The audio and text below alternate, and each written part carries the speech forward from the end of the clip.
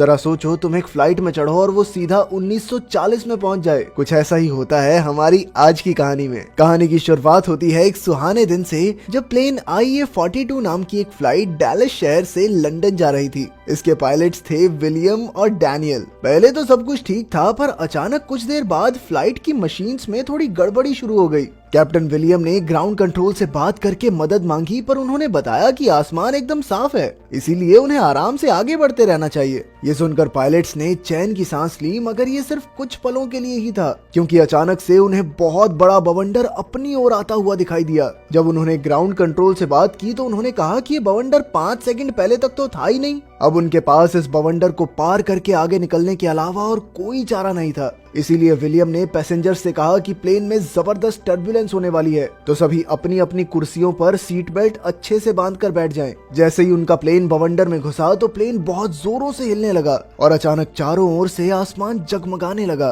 खैर कुछ ही पलों में तूफान पीछे छूट गया और सब कुछ एकदम ठीक हो गया। मगर पायलट्स ने देखा कि आसमान में एकदम अंधेरा था, मानो जैसे रात का समय हो। पर जल्द ही सबने देखा कि किसी के फोन या लैपटॉप में सिग्नल नहीं थे। उधर कॉकपिट में भी फ्लाइट की ज्यादातर मशीन्स खराब हो गई थी और विलियम कुछ भी करके ग्राउंड कंट्रोल से संपर्क नहीं कर पा रहा था। खैर प्लेन का रडार और सारे इंजन ठीक काम कर रहे थे, इसीलिए पायलट्स ने फ्लाइट को लंदन में ही उतारने का फैसला किया। तब कैमरन नाम की एयर होस्टेस ने 2 पैसेंजर्स से बात की तो पता चला कि वो हिस्टोरियंस थे जो लंदन जाकर युद्ध के समय से मिली चीजों पर रिसर्च करने वाले थे। इसी के साथ वहाँ एक बूढ़ा आदमी भी था जो वहाँ हो रही हर एक चीज के बारे में अपनी डायरी में लिख रहा था। अब विलियम ने प्लेन को वापस मोड़कर देखने का सोचा, पर मुड़ने पर भी वो इस लोकेशन को पहचान नहीं पा रहे थे। तभी अचानक उन्हें रेडार पर कुछ दिखाई दिया और उन्हें लगा कि शायद ये एक और तूफान है, लेकिन सच तो उससे भी भयानक था। असल में ये कुछ लड़ाकू विमान थे जो एक शहर पर भारी बमबारी करके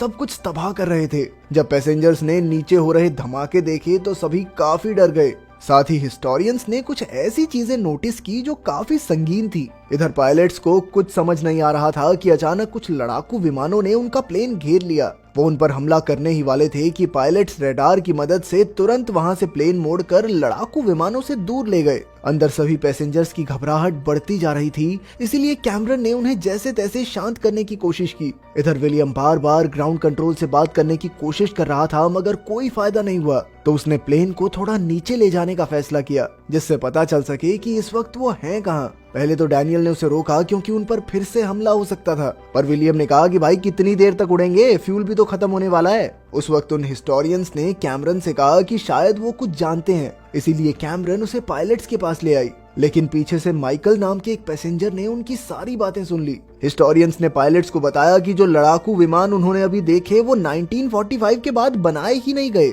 दरअसल वो फाइटर जेट्स हिटलर की एयरफोर्स के थे। पर विलियम को उनकी बात पर यकीन नहीं हुआ और वो उन्हें बाहर निकालने लगा। तब हिस्टोरियंस ने कहा कि 1940 में उनके प्लेन के सिग्नल काम नहीं करेंगे, तो विलियम को थोड़ा यकीन हुआ कि शायद ये सच कह रहे हैं। हिस्टोरियंस के मुताबिक अब उनका प्लेन साल 1940 में आ गया है और अब वो दूसरे विश्व युद्ध के समय में फंस चुके हैं। अगर वो यहाँ पर समय में किसी ग्लिच की वजह से आए हैं तो वैसा ही ग्लिच उन्हें वापस भी ले जा सकता है। उनके मुंह से टाइम ट्रैवल की बातें सुनकर विलियम को लगा कि वो पागल हो गए हैं, इसीलिए विलियम ने उन्हें अपनी सीट पर वापस भेज दिया और कहा कि भाई किसी को ये फालतू बातें मत बताइयो। माइकल भी तुरंत अपनी सीट पर चला गया और दोनों हिस्टोरियंस की बातें छुपकर सुनने लगा। वो अपनी किताबों और हिसाब किताब से सच का पता लगाने की कोशिश कर रहे थे।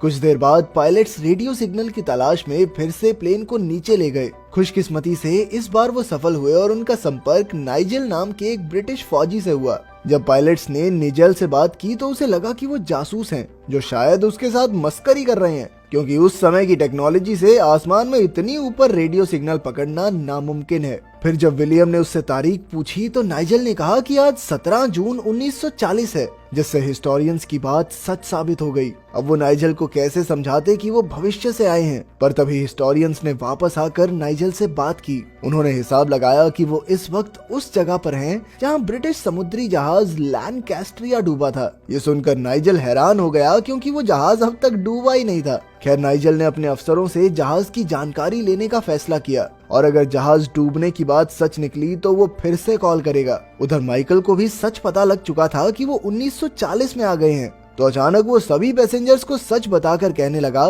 कि उन्हें मिलकर हिटलर को मार देना चाहिए, जिससे कि विश्व युद्ध समय से पहले खत्म हो जाएगा और बहुत सारे लोगों की जान भी बचेगी। ज्यादातर लोगों ने उसकी बात पर विश्वास नहीं किया, पर कुछ लोगों ने कहा कि उन्हें मिलकर कॉकपिट पर कब्जा कर लेना चाहिए। खुशकिस्मती से इस फ्लाइट में 2 अमेरिकन फौजी भी मौजूद थे, जिन्होंने सबसे कहा कि कॉकपिट पर कब्जा करना एक आतंकवादी हमला समझा जाएगा। इस पर दोनों गुटों में थोड़ी हाथापाई शुरू हो गई, पर जल्द ही फौजियों ने सबको पीट कर आराम से बैठा दिया। कुछ मिनटों बाद नाइजेल ने पायलट से संपर्क करके कहा कि लैंकास्ट्रिया जहाज वाली बात सच निकली और इस जानकारी की बदौलत वो काफी लोगों को जिंदा बचा पाए। अब नाइजेल उनके जहाज को लैंड करवाने में मदद करने को तैयार था, पर इसके लिए उसे उनकी सही लोकेशन का पता होना चाहिए। मगर सही लोकेशन तो पायलट्स तक को नहीं पता थी, इसीलिए उन्होंने अपने प्लेन की लाइट जला दी, जिससे ब्रिटिश फौजी उन्हें आसानी से देख सके। लेकिन वहीं जर्मन फौजी भी छुपकर उनकी बातें सुन रहे थे और जल्द ही उनके लड़ाकू विमानों ने प्लेन को फिर से घेर लिया। अब विलियम ने एक बार फिर से लाइट बंद करके अपने प्लेन को इस तरह मोड़ा कि वो गोलीबारी से बच जाए, पर जब गोलीबारी बहुत बढ़ गई तो विलियम ने अचानक प्लेन नीचे की ओर गिरा दिया और जमीन से टकराने से थोड़ी देर पहले उसे वापस ऊपर उड़ा दिया। जर्मन प्लेन्स भी उसके पीछे आए, लेकिन उनके पुराने विमान इस प्लेन की बराबरी नहीं कर सके और वो सभी जमीन पर क्रैश हो गए। लेकिन उनमें से 2 अभी भी बचे हुए थे और मौका देखकर वो कॉकपिट पर गोलियां बरसाने लगे। अचानक डैनियल को गोली लग गई, पर विलियम जैसे तैसे प्लेन को उनसे दूर ले आया। इसके बाद एयर हॉस्टेसेस ने मिलकर डैनियल के जख्म पर पट्टी की। विलियम को डर था कि फ्यूल जल्द ही खत्म हो जाएगा। साथ ही उनके लैंडिंग वाले टायर्स पर भी गोलियां लगी थी और वो सही तरीके से नाइजेल से बात भी नहीं कर पा रहे थे। उधर नाइजेल के ऑफिसर्स ने कहा कि अगर इस प्लेन के पायलट्स ने जल्द ही अपनी लोकेशन नहीं बताई तो ब्रिटिश एयरफोर्स उन्हें धमाके से उड़ा देगी। अब विलियम डैनियल को कंट्रोल देकर पैसेंजर्स से मिलने गया और उसने उन्हें सब कुछ सच बता दिया। उसने कहा कि वो लैंड करने की पूरी कोशिश में जुटे हैं, मगर हमले की वजह से लैंडिंग के पहिए खराब हो गए हैं और उन्हें ठीक करने के लिए उन्हें मदद चाहिए। तब टेरिसा और हेक्टर नाम के इंजीनियर्स मदद के लिए आगे आए। विलियम उन्हें प्लेन के आखिरी हिस्से में ले गया, जहां टेरिसा ने फॉल्ट ढूंढकर उसे ठीक किया, पर इसके बाद भी वो पहिए नीचे नहीं आ रहे थे। तब हेक्टर जोखिम उठाकर नीचे उतरा और एक हथौड़े की मदद से उसने लैंडिंग के पहिए खोल दिए। अब हेक्टर ने पूरे जोर से पहिए को पकड़ कर रखा ताकि वो हवा के दबाव से गिर न जाए। आखिरकार पहिए फिर से ऊपर हुए और हेक्टर प्लेन के अंदर आ गया। फिर विलियम तुरंत कॉकपिट में गया और डैनियल की मदद से उन्होंने रेडियो सिग्नल से जुड़ने की कोशिश की। जब नाइजेल से उनका संपर्क हुआ तो उन्होंने उसे समझाया कि उनके पास सिर्फ 80 मिनट का फ्यूल बचा है, इसीलिए अब जल्द से जल्द उन्हें लैंड करना ही होगा। मगर अचानक वो 2 जर्मन विमान फिर से उनके प्लेन के पास आ गए। इस बार उन्होंने मिसाइल से हमला कर दिया, जिसके धमाके से प्लेन की खिड़कियां टूट गई। पूरे प्लेन में अफरा तफरी मच गई, मगर विलियम ने फिर से कई खतरनाक स्टंट करके दोनों जर्मन विमानों की टक्कर आपस में करवा दी। इसके बाद उन हिस्टोरियंस को एक तरकीब सूझी। उन्होंने कहा कि उन्हें प्लेन का रडार निकाल कर उसे नाइजेल तक पहुंचा देना चाहिए, जिसकी मदद से वो उन्हें किसी सुरक्षित जगह पर लैंड करवा पाएगा। 1940 में इस वक्त ये टेक्नोलॉजी थी ही नहीं, तो शायद उनके प्लेन को इसीलिए यहाँ भेजा गया है ताकि इस परेशानी का हल निकल सके। पर तभी अचानक एक मिसाइल प्लेन की टरबाइन पर जा लगी और प्लेन पूरी तेजी से नीचे गिरने लगा। पायलट्स ने पूरी कोशिश की और फिर कुछ समय में टरबाइन फिर से काम करने लगी। फिर उन्होंने फटाफट नाइजेल से बात करके रडार जमीन पर फेंकने का फैसला किया। तब ये खुलासा होता है कि ये मिसाइल असल में ब्रिटिश फौज ने ही चलाई थी। फिर नाइजेल ने ऑफिसर्स को हमला रोककर रडार लाने को कहा।